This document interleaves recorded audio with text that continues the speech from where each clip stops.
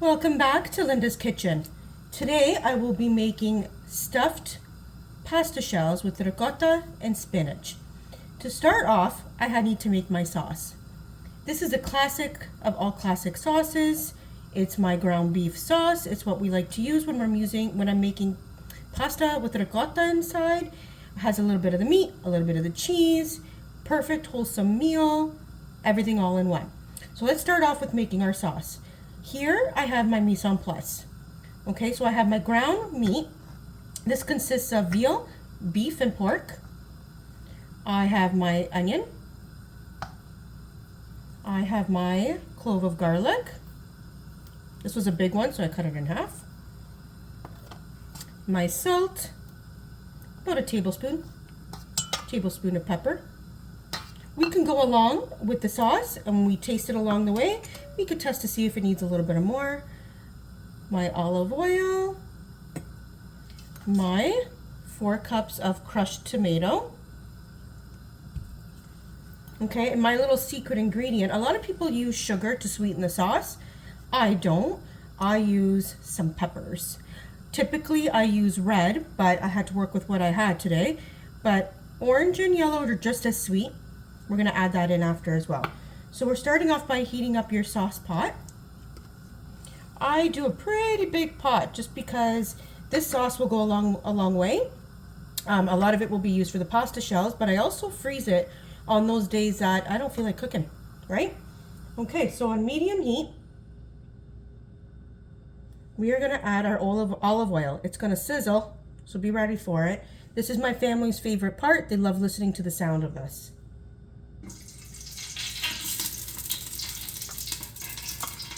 Okay, into this pot, put on my fan, we're going to add the onions. Okay, into the hot oil, we're going to add our onions. Now be careful. Make sure when you're putting in the oil, the heat is on low.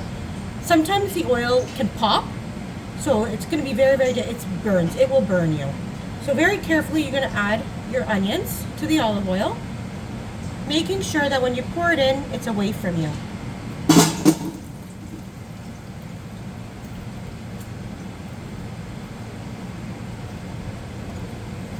You're going to give that a quick stir. You're going to cook the onion kind of like your mirepoix, except I don't use celery or carrots in my sauce. We're not a fan of it. This is just my nonna's way of making the sauce. So you're going to cook these onions until they're translucent.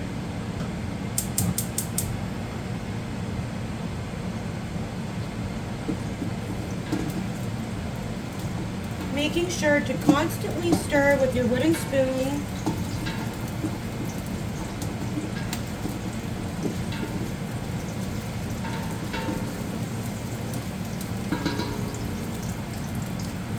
Okay, so the onions are translucent. Not sure if you can see that. We are going to add our ground meat.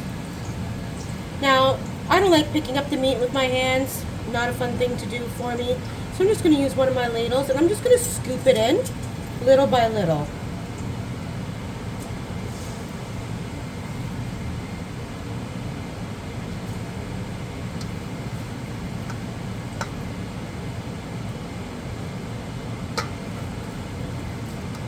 You're going to fry this up until the ground beef is nice and brown.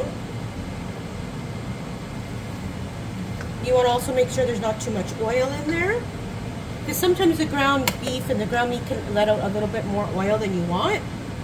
If that's the case, you can remove it, or you could just keep cooking it until it evaporates. Okay, almost done.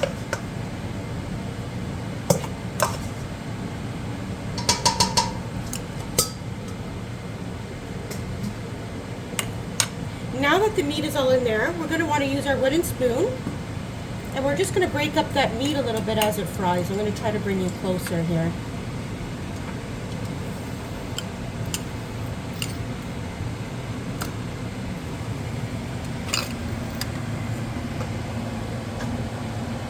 Okay, so you're going to want to break up that meat. You can get a ground beef crusher.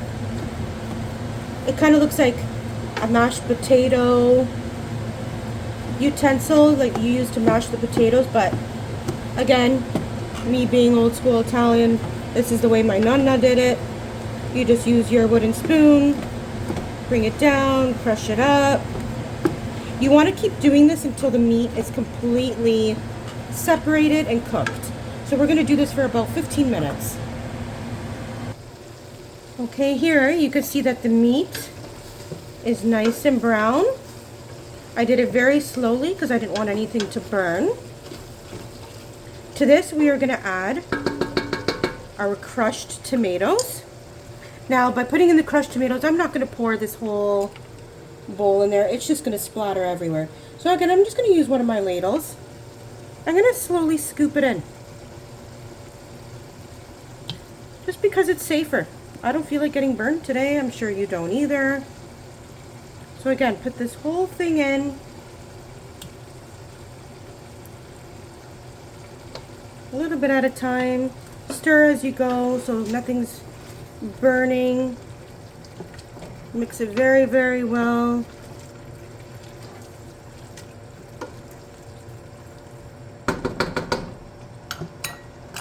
Okay.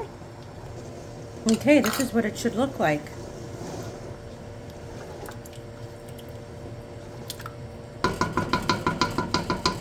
To this, I'm now going to add a teaspoon of salt. Oops.